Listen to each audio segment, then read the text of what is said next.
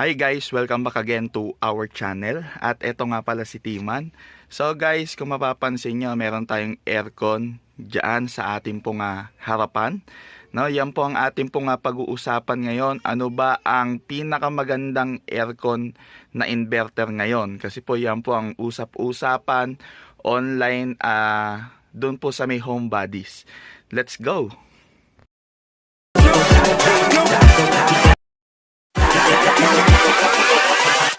Hold up.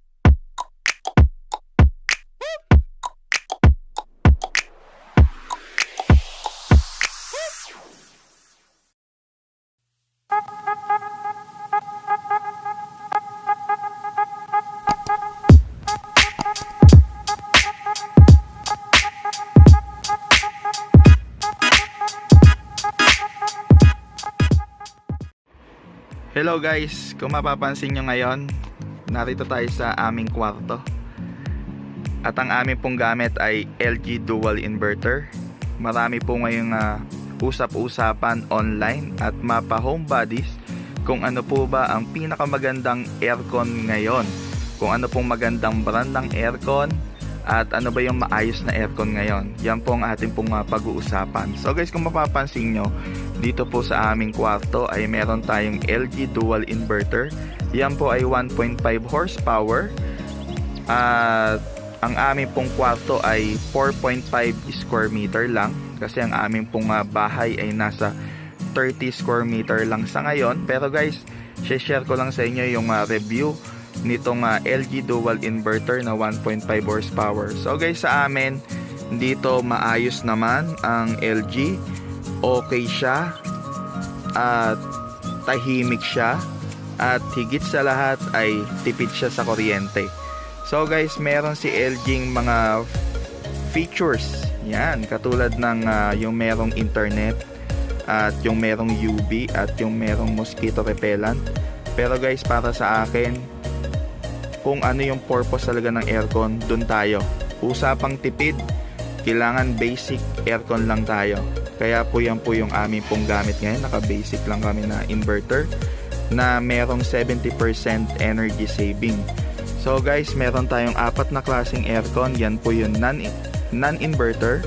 Sumunod sa kanya yung non-inverter na merong energy saving. Sumunod doon yung single inverter. At ito yung pinaka-latest ngayon, dual inverter.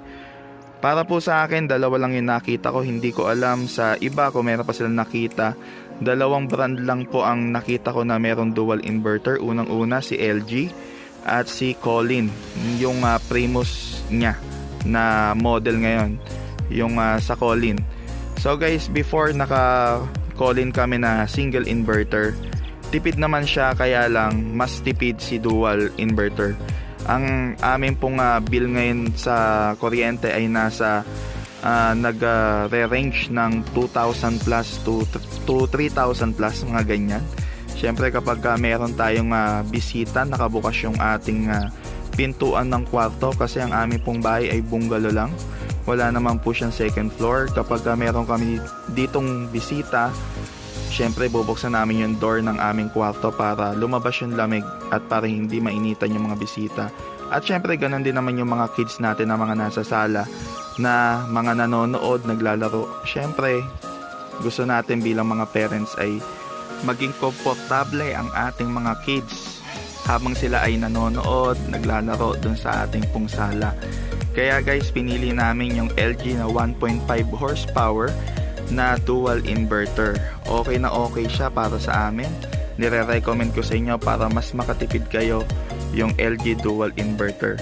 Time na nag-sale, yan yung Avenson ay nakapag-avail kami nito. At higit sa lahat, napakaganda kasi installment siya. Yan, hindi po masakit sa mga bulsa natin kapag installment. So guys, paano ba natin ma-achieve ang 70% saving, energy saving ng LG? So guys, binigyan ako ng nagbabantay doon. Ano man tawag doon?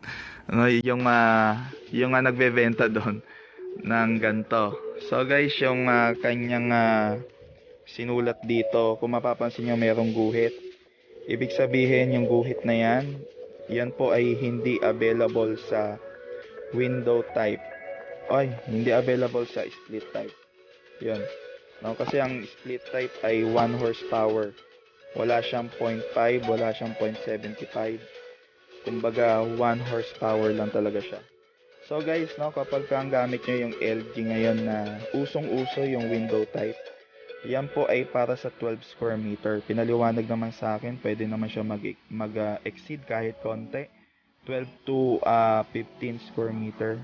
Sabing ganon, pwede ng 0.5 horsepower. At kung ang inyo pong kwarto ay 17 square meter, pasok na yan sa 75 horsepower. At kung ang inyo pong kwarto ay 22 square meter, pasok na sa inyo yung 1 horsepower. At kung ang inyo pong tahanan, bahay o kwarto ay nasa 27 square meter to 30 square meter, ay pwede na sa inyo yung 1.5 horsepower. Katulad po ng aming pong gamit ngayon, ang aming pong bahay ay 30 square meter, ang aming pong kwarto ay 4.5 square meter. Kaya mas mabilis po lumamig yung kwarto namin kapag nakasarado ang pinto. At mas mabilis siya mag-automatic kapag nakasarado yung pinto ng aming kwarto. Kasi 4.5 square meter lang to. Talagang mabilis po siyang lumamig. Kasi yung 1.5 horsepower ay para sa 27 square meter. Grabe. Ngayon po kung ang inyo pong kwarto ay 40 square meter, sosyal, ang laki ng inyong kwarto, pasok na kayo sa 2 horsepower. Pwede. Hindi po mahihirapan ng mga aircon nyo dito. Yan, sa gantong requirements. So, kung ang inyo pong kwarto, wow, sosyal, 50 square meter. Pasok na rin sa inyo yung 2.5 horsepower. Ito po ay yung 40 at yung 50 square meter. Pwede na ho ito sa may mga bahay na gantong kalaki. Yung 2 horsepower at yung 2.5 horsepower. Ngayon po, example, kung ang inyo pong bahay ay 50 square meter at kung ang gamit nyong split type aircon ay 1 horsepower, mahihirapan po ang inyong aircon at baka masira pa ang inyong aircon kasi ang compressor nun mahihirapan kasi kailangan niyang punuan ng lamig yung buong 50 square meter nyo. Ang kanya pong requirements lang ay 22 square meter. No, kaya po mahihirapan ng compressor, hindi niyo po ma-achieve yung 70% energy saving ng LG dual inverter. Kaya guys, dapat sumunod tayo dito sa aircon requirements pagdating sa laki o size ng ating kwarto o ang ating pong bahay. Ayan. So guys, kami po ay nakasunod kasi 1.5 horsepower yung aming aircon at yung aming pong bahay ay 30 square meter. Kasi yung range niya 27 to 30 square meter. Sabi naman ng nagbabantay doon ay okay na yun sir, no, yung 1.5 horsepower na LG. Swak na dyan. Ayun guys, no, kung meron pa kayong mga tanong, just comment down below. At syempre kung hindi ka pa nakakapag-subscribe sa aming pong channel, hinihikayat ka namin na mag-subscribe at mag-like at i-share yung aming pong video. At huwag nyo rin pong kalimutan yung notification bell na pindutin para always kayong updated sa aming pong mga video. So ano pa yung tip number 1 ko sa inyo, eto, para po ma-achieve natin yung 70% energy saving. At yung tip number 2 ko naman sa inyo, lagi nyo pong linisin yung filter ng inyo pong aircon. Meron siyang filter doon, bubuksan nyo lang ho yan.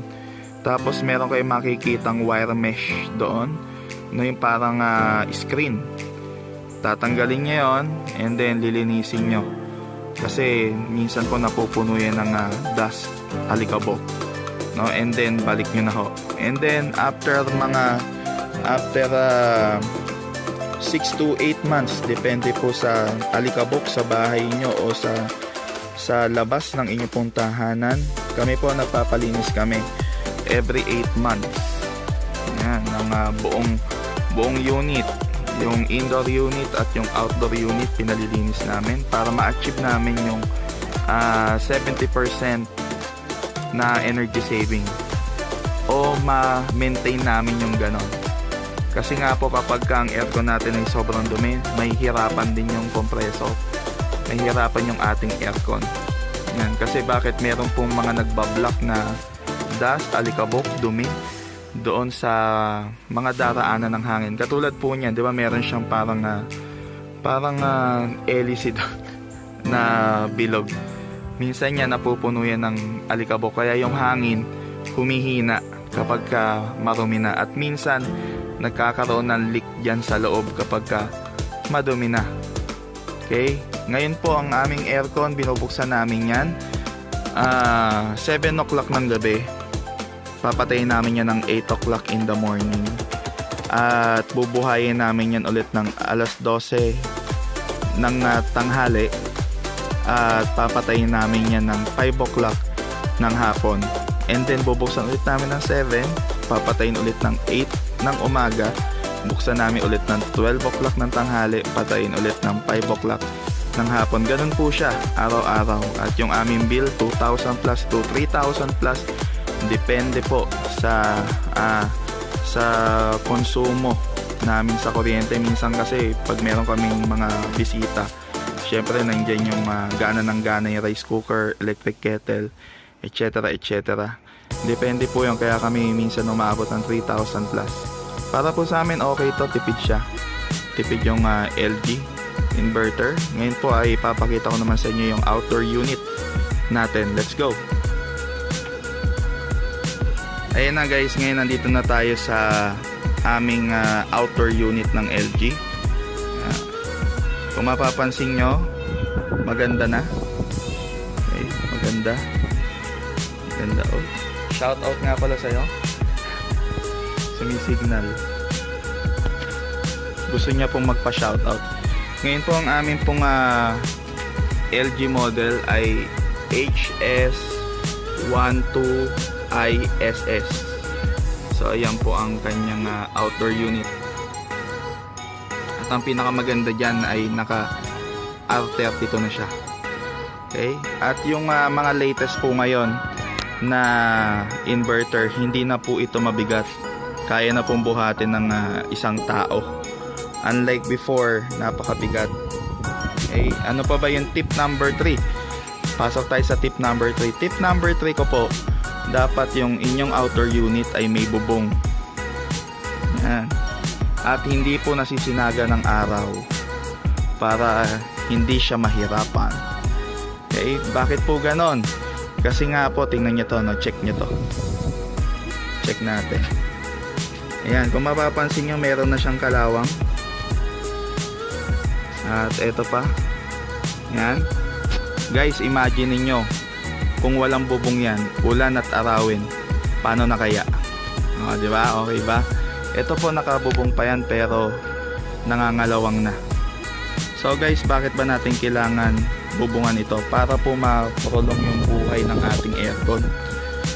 Yan, yung outdoor unit natin para ma-prolong. Kasi metal lang, oh. Pag naulan at arawin yan, sigurado 100% mabubulok yan at baka hindi tumagal.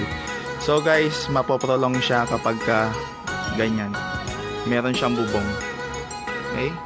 Hindi po siya natatalsikan ng tubig kasi meron kaming UV plastic dyan. At yung ating fan, hindi naman po nakakasama yung buga nito sa halaman. Huwag lang po masyadong malapit kasi po nakita nyo naman yung ating mga halaman dyan sa labas. Good na good naman at healthy. Wala naman pong kaso. Yan yung ating LG outdoor unit. Okay na okay siya. At maganda rin siyang tingnan. Yan sa labas. Kaya guys, no, kung meron kayong mga suggestion, tanong, just comment down below. Oh, meron nga pala nagtanong. Mr. Tima, nakasali ka ba sa challenge doon na naka-open lang yung aircon ng 24/7? Hindi po ako nakasali doon. Kasi gusto ko po na pagpahingayin yung aming aircon. Ayoko po nang hindi nagpapahinga yung gamit kasi baka po masira yung gamit. Yan. Hindi naman po dahil sa kung ano pa man, ito po yung para po sa amin. Pinagpapahinga namin kahit mga ilang oras yung aming gamit o yung aming pong aircon. Kasi kailangan din Kasi tandaan nyo po, kapag ka na overuse din, nako, makakaapekto po yan sa ating mga gamit. Sayang, di ba? Lalo na ngayon pandemic, mahirap ang budget ngayon. Kaya nako, mahirap na merong masirang gamit sa atin. Okay, yun lamang guys, at God bless sa ating lahat. Siyempre, shout out sa mga naka LG dual inverter dyan. No, shout out sa inyo lahat. Yun lamang guys, salamat.